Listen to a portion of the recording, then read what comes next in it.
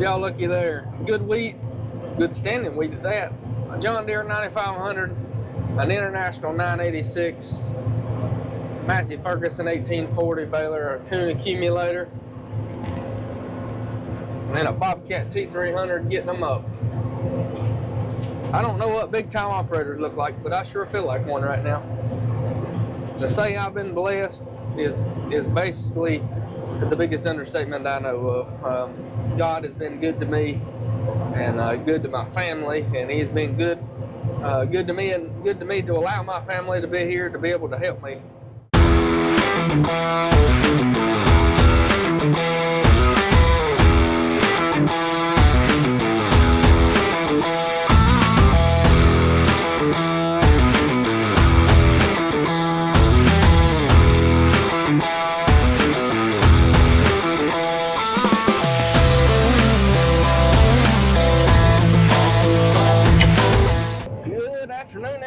Welcome to the wheat field.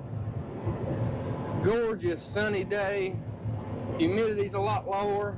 The wind's been a-blowing, and the wheat has been a-drying.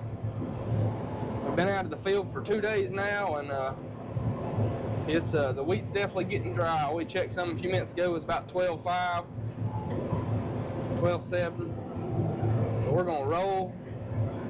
Coleman is somewhere behind me with a baler, getting the baler ready to go. And we're going to put some grain in the bin, and we're going to put some straw in a barn today. This wheat here is standing pretty good. It cuts pretty good and got pretty good yield too.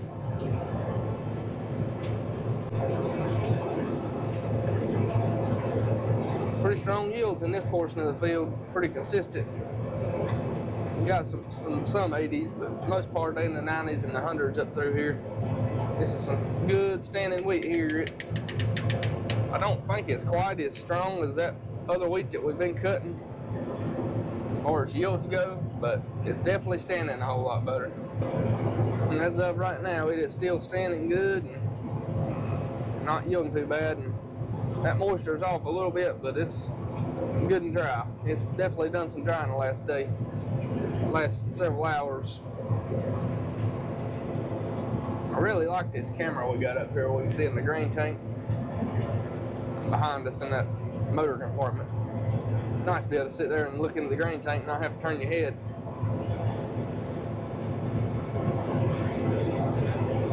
Running about 3.2 miles an hour right now. Coleman's over there baling, but we're having issues with the accumulator not racking the bales quite right. We're having trouble getting them to turn on the end. Not exactly sure why.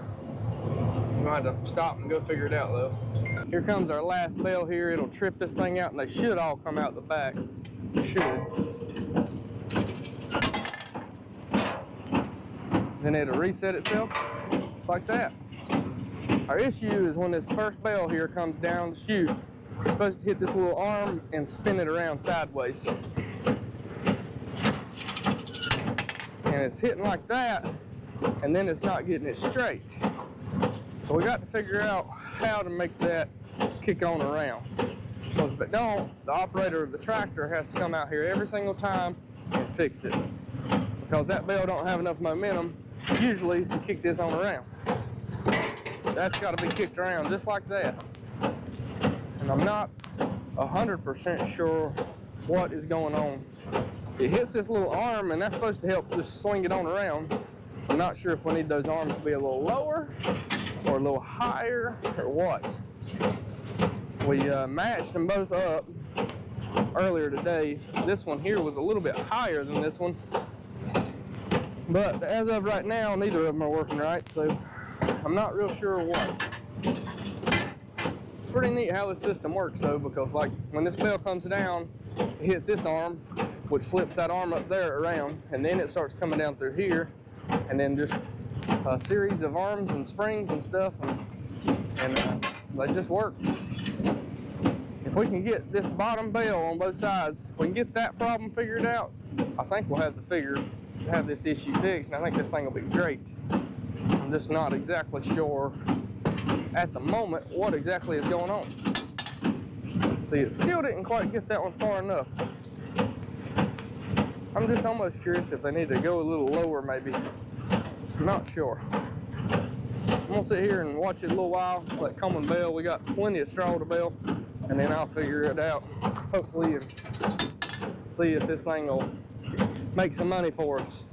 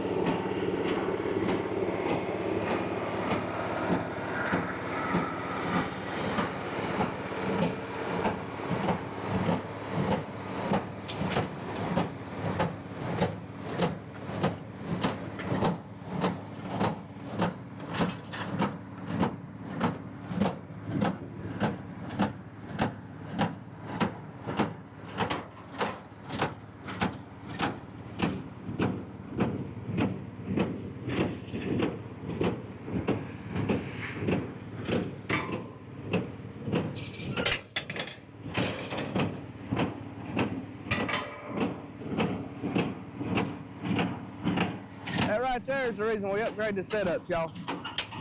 Faster, more user-friendly, and we can do now with what we were doing with several people. We can do with, you know, we used to take somebody running the combine, somebody baling, and somebody accumulating with a skid steer, on top of somebody running the truck too.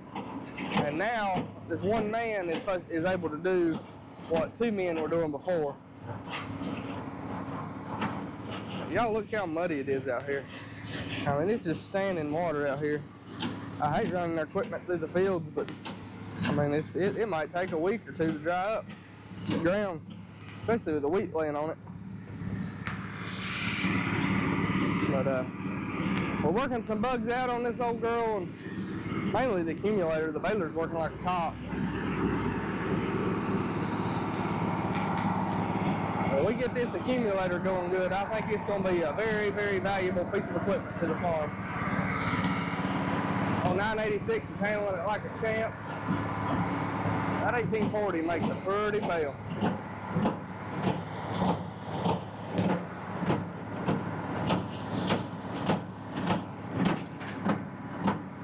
Just popping her out.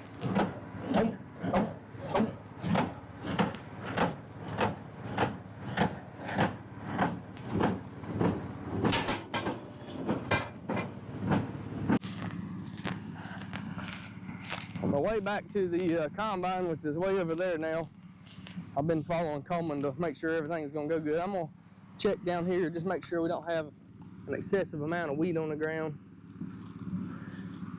We do have a few kernels here and there. There's 1, 2, 3, 4, 5, 6, 7.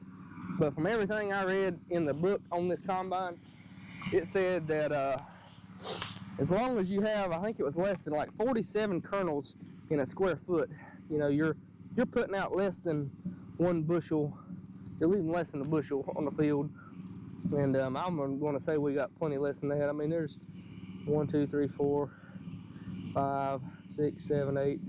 I mean, we're probably close to a bushel to the acre loss. And I mean, on 90 to 100 bushel wheat, I don't think we can complain too much about that. Unloading. Got a little cab weight this time. I got a little carried away before we made it back here. According to the loop right now, we're averaging 92.4 in this field. We've cut 10.6 acres, and it's about a 16-acre field, so we still got a little over 5 acres probably left to cut.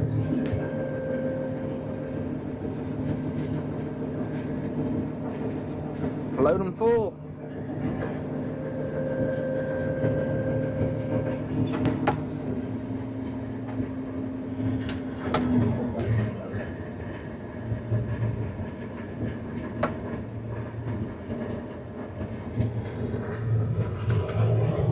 Alright, I'm gonna hop out here now and show my dad how to run the Bobcat T300. He's gonna start loading if he can. And then we'll, I guess, get this other load, get another load cut, and we'll go weigh that truck off and do it all over again. Well, I got that truck unloaded, hauled off. We had about 35,000 some pounds. It was 11.7% moisture and a 57-pound test weight, which after as much rain as we've had, I'm not going to complain about a 57-pound test weight. I'd love to have more than that, but we've had a bunch of rain. My dad's in our Bobcat T300 accumulating, or grabbing the bundles and setting them on the trailer. And Coleman's been baling. I think his phone was about to die, so he was going to go get a charger. And I lost my company over here. My grandpa will, I guess he went to go eat some supper. I'm sure he'll be back here in a little while. We're just chugging along here. I'm gonna cut a little while longer, probably just as long as I can, and then we'll start getting the bales up hard. I've got my Uncle Mitchell. He'll probably come help us get up here in a little while. I could call him now, but there ain't just a whole lot he could do other than riding the truck around in the field, I guess.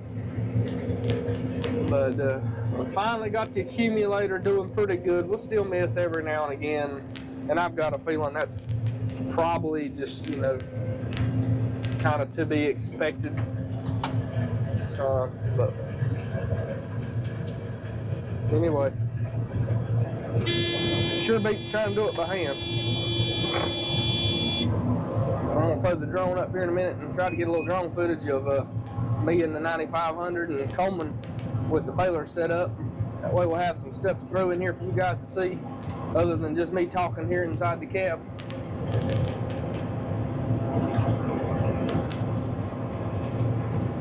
This variety though, other than spots like this, I don't know if I had too much nitrogen up through here or what. Other than this, it's standing pretty good and yielding decent. I'm pretty happy with the yields. I think they're pretty comparable to what others right here in the neighborhood's got. So I don't know if I'm doing everything 100% right, but I think I'm doing at least some stuff right. Morning, guys.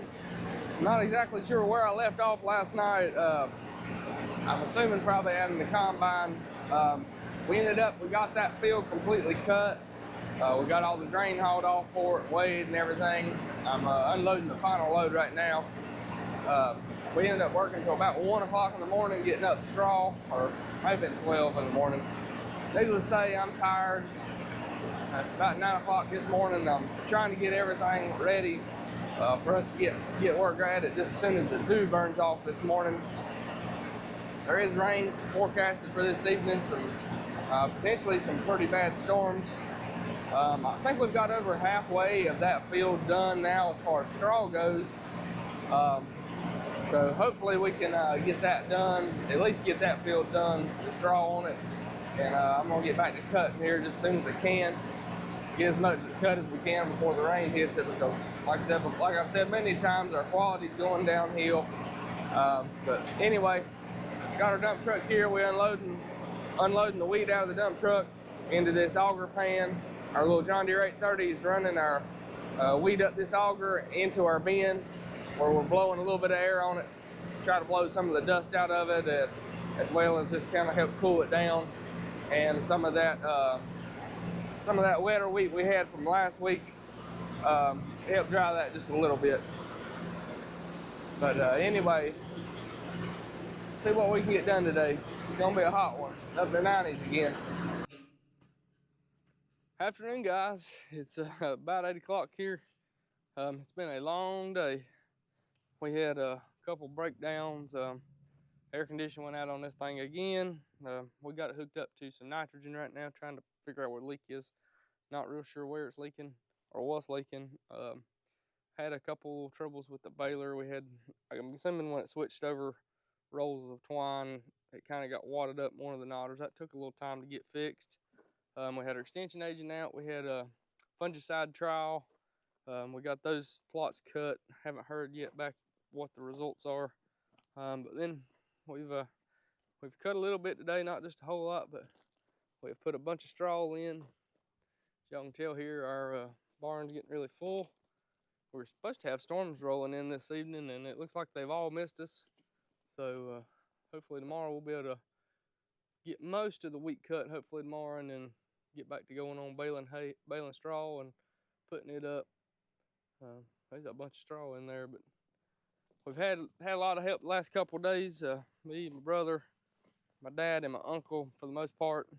And next week, today's Thursday, next Monday, my uncle goes to the beach for a week, and then my dad's working all weekend, so we're gonna be down some help, but we're gonna get it done one way or the other. Already about to give out. It's dealing in this high humidity, 90+ degree days out in the sun. It'll really cook you. But we're gonna work on getting the combine air conditioned, hopefully fixed, or we'll keep putting Freon in it until we get done. It'll go about a day's worth, and then it starts getting hot. But gotta do what we gotta do. But see you guys tomorrow, and see if we can get the rest of this wheat cut. Good morning, guys, from the flat wheat field. This variety here just does not have much legs under it. But I'm telling you, it's got some yield potential. It's you can get it off the ground. It's got some yield there. We've investigated our air condition leak. I put 300 psi of nitrogen in the system last night. We squirted down pretty much every surface. We checked the same O-rings that I replaced here a while back. Didn't see anything. Didn't see a leak anywhere. So we left it sitting overnight, and it basically leaked down. It was less than 5 psi leaking overnight, you know, probably a 12-hour period. So I'm not 100% sure where my leak is. It's like it only leaks when the machine is running. We put 4 cans in it, got it cooling good, and I didn't even get probably half of a combine load cut, and we're already warming here again, which is pretty much telling me that we've leaked at least 2 12-ounce cans worth out of this thing. To me personally, from what little experience I have, I think it's the compressor. I'm pretty sure I've heard people say before that they've had compressors only leak when they're running. Not exactly sure how that works, but to me, I don't see how any other part of the system, you know, could only leak down 5 psi overnight. Like, the only thing that changes when we're running is that the compressor's turning, the compressor's moving. That's the only piece in the system that's actually moving, other than, I guess, you know, shakes and vibrations. But I would think at 300 psi pressure with the nitrogen, I would think we would be seeing some sort of a leak or hearing a leak or something. Because, I mean, for it to leak 2 cans of Freon worth out in 20 or 30 minutes, that's a pretty significant leak, I think. If any of you guys have any suggestions, y'all will probably be seeing this after harvest. Not sure, you know, we might have this fixed by then, but if y'all have had any experience, let me know. I hate to put a $400 or $500 compressor on if it's not, you know, a compressor, but it's getting hot in here quick. I guess I'll just have to go get another fan, stick in here and suck it up until we get done with harvest. But anyway, we're clucking along. This is our last field of winter wheat. It's about 15 acres. I've cut part of it already. I'm gonna say 15 acres. There's actually about 18 or 19 here. So there's a little chunk over there where we cut a wheat trial yesterday. I wanted to let y'all know how that wheat trial went. We did a fungicide versus no fungicide. It was a Miravis Ace. We had several treated and untreated replicas side by side. I done it through the extension office. Whenever I get the official results, I'll figure out how to share that with you guys. I'll put a link in the description or something. But anyway, it ended up, it was the untreated averaged, I think it was like 96 bushels to the acre, and the treated average like 98.6. So it was like right at 3 bushels to the acre difference, 2.5, 3 bushels. So realistically, it's probably not enough in $5 wheat to cover the cost of the fungicide, but we also had a pretty low disease year this year here in North Carolina. Obviously, we've been wet the later half of this year, but as far as right around the time the wheat was flowering and everything, we had pretty good conditions to prevent a disease. But anyway, that's how that turned out. We got that cut yesterday. I got to go over there and finish that little field. But I'm sweating in here, and Coleman is somewhere here around the field. He's baling our straw. We're getting our one shed that we built last year. It's getting pretty full, but hopefully we'll be able to get a good more amount in there. And then we've got the other barn there, and then I've actually rented a neighbor's hay shed. They got out of hay this year. I've rented their hay shed, so I've got a little more storage. Down here we had a little bit of an area drown out, so I'm just going to cut up and raise and go over a bunch of Johnson grass. That doesn't help the yield any, but what can you do? Got our auger swung out here. I'm gonna go ahead and put what we got in this hopper in this truck. And we can go weigh it, get it empty.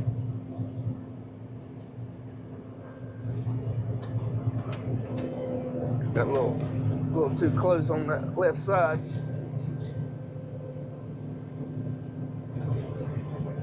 On a hill, it changes everything.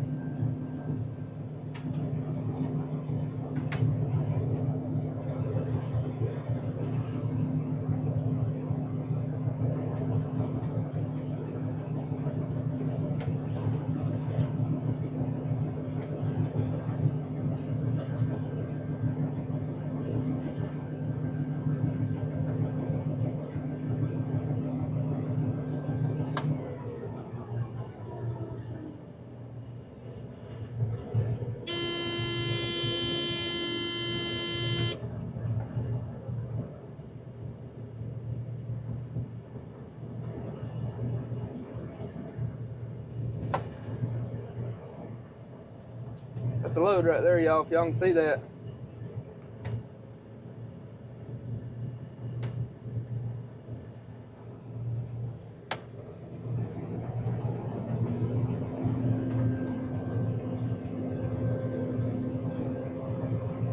Dodge all of our pinballs out here. We got freaking cars and trucks and stuff everywhere out here. It takes a bunch of equipment and a bunch of trucks and a bunch of trailers to do all the straw and everything we do. It takes a lot more irons going at one time than just like traditionally cutting the wheat and hauling it to the market. You gotta have a tractor for the baler. You gotta have the baler, the accumulator. We run 2 skid steers most of the time. We got a couple trucks and trailers. It takes an army, it really does.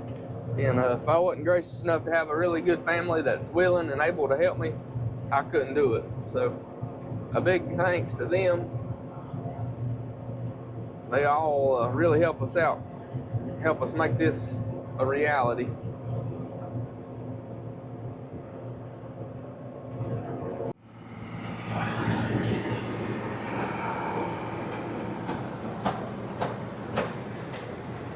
There's that good looking hay set up there.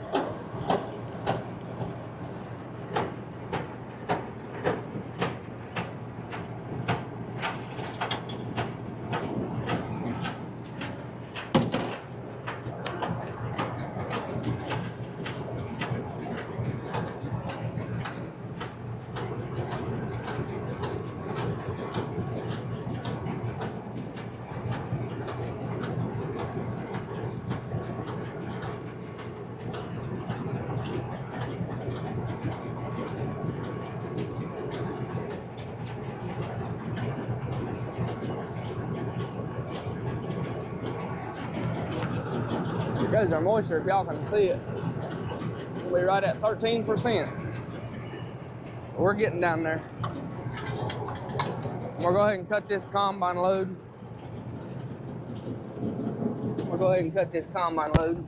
And then I'm gonna take this truck and weigh it and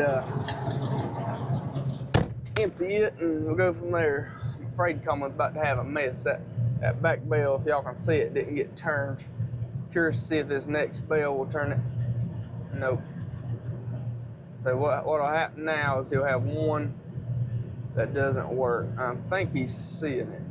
Yep, he has seen it. Good eyes, Coleman. Somebody's paying attention. Coleman's done really good this wheat season. He's worked hard. He's really loves that tractor. I think he likes our setup other than this. And like the reason I think it messes up is like right now he's on the side of a hill, even though y'all can't tell. I mean, it ain't real steep, but you know, it is leaning this way. So that bale has to come down and kick to the right. And he's fighting gravity right now. So I think that's a lot of our issue. If any of y'all have ever ran a Kuhn accumulator like that, in particularly an AF10, and have had issues on the side of a hill and have come up with some type of a solution, or you know what we might be facing, we've checked all the adjustments that the book says, and when it's on flat ground, it does pretty good. Every now and again, you'll have a little bit of a mess up, but for the most part, it does a good job, but not so much on the hillside.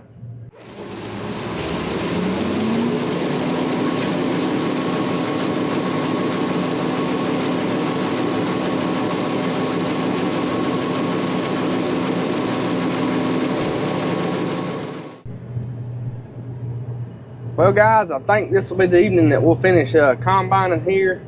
I've got just a few streaks over there where we done our trials, where we kind of cut between where I treated and untreated. I gotta go over there and cut them probably an acre or two worth, maybe. I got my trucks loaded over there, as y'all can see. My uncle's over here, he's getting our straw in groups of, well, they're already in groups 10, but he's putting them in groups so that when we come in here to load it, it'll be a little faster. Coleman's still baling, and then my grandma and my Uncle Mitchell's wife Barbie, she is over here. They've got us some supper coming, and we're gonna have some barbecue. So thankful for them, thankful for all these guys that help me out all the time. I couldn't do it without them. And thank God for air conditioning, because this thing is hot in here. I've actually had my little Milwaukee M18 fan down here running, blowing air on me, and I haven't died today, but I can go ahead and tell you one thing, it would be a whole lot more comfortable if the air conditioning was working. I'm assuming we've probably got the seal on the compressors leaking, because we done the leak down test and it really didn't show up anything. So I'm assuming when the compressor's running, it's leaking. But anyway, I'm gonna finish up. I'll suffer through the last 5 or 6 acres we got, and then before fall, we will have that fixed. But we're gonna have to get in here just as quick as we can to get these things planted back in some double crop soybeans, because we got all 95-degree days next week, sunshine, and like 0 rain chances. So I'm hoping we can get some beans planted, and while we got moisture, maybe get them up, and then hopefully we'll catch a rain here in a week or so, because after a week in the 90s, mid to upper 90s, everything's gonna be needing a drink, even as wet as it is right now. Luckily, a lot of our corn is shaded, and all of our full season beans are pretty much shaded themselves, so hopefully they'll be able to hold out longer. But let's go get something to eat, and we've got a bunch of straw to get up this evening. Well guys, we're in the home stretch here. As y'all can see, we just got this little piece right here. This is where we had our fungicide trials yesterday. Finally got the wife in here for the last acre or two. It's the first time, I guess she's been in here since we bought the combine at auction. And of course she picked the time when the air conditioning wasn't working. But anyway, we're gonna wrap this up. We still have 4 acres of oats to cut down there close to the house. We might try to do that tomorrow. We're gonna jump in here head first into the straw. Coleman's over there baling, if y'all can see him through the dust. We're gonna see if we can get as much up as we can this evening, and maybe, just maybe, get most of it up tomorrow. It's a tight little field here. Ain't that a beautiful sight? After a wet spring, finally all the wheat is cut. My brother's over there baling the straw. My uncle's staging it for us. We're gonna get ready to start loading it on some trailers and get it out of here, and be back in here in the next couple of days, probably first of next week. And we're gonna plant some double crop soybeans. But what a beautiful sight. cut wheat fields just look so good. Y'all can hear that massive Ferguson over there. It's just a clacking along.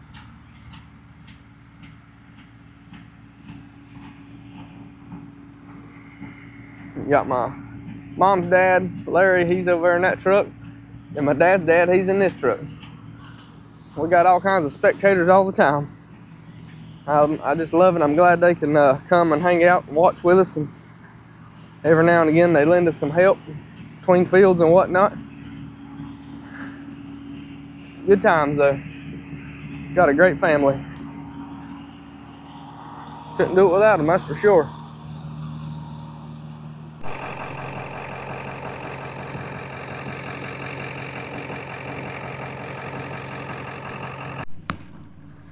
I know y'all have seen it in the past, but I'm gonna do a little explanation this year for everybody.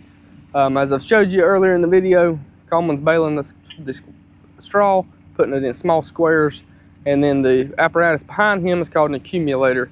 That's putting it in stacks of 10 right behind the baler. The way we've done it in the past is these pieces of equipment on the front of our skid steers here, they have dividers that can go in them, and you can actually accumulate them in the field using the skid steer. Just a lot of extra wear and tear on the skid steers, as well as in the past we've used wheel machines, cause a lot of extra compaction on the soil, especially on a year like this. You know, you're following each row that the combine makes picking up square bales. That's compacting a lot of the ground, but with that device on the back of the baler, that's taking a lot of that weight off. That device probably weighs 1,000, 1,500 pounds, or this skid steer weighs 7,000 to 8,000 pounds. So anyway, it puts it in stacks of 10, and then we use this grapple to pick them up out of the field. So you have each 10 bales is 4 bales that are this way, as y'all can see here, and then 2 turned the opposite way. So the way we stack them is we'll do one run on the trailer one way. So as y'all can see here, our bottom layer, the bales are running horizontally, and then on the top layer, it's completely opposite. This kind of helps to interlock them. And by interlocking them, the bales are a lot less likely to fall off the trailer. Doing it this way, if you keep it really good and tight, you know, you're not going to travel miles on miles, but, you know, around the field, probably, I would say, if you got them good and tight, I mean, within a few miles from home, you probably don't have to strap them down. Typically, we don't, especially here around home, but it is still a bunch of work, but it sure as heck beats doing this by hand, and a lot better than the way we done it last year. But I'll show you guys kind of how we load it here, and it works better if you got somebody driving the truck.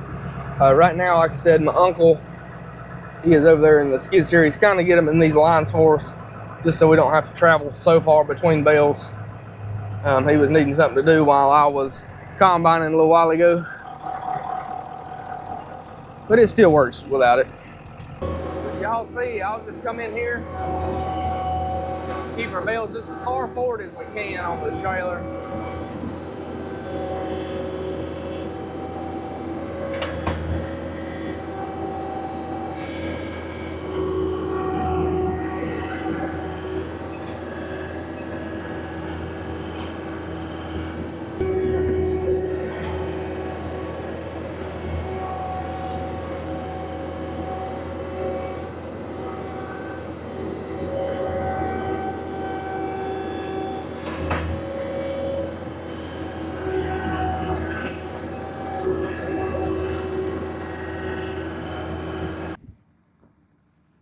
So there's 120 bales loaded there.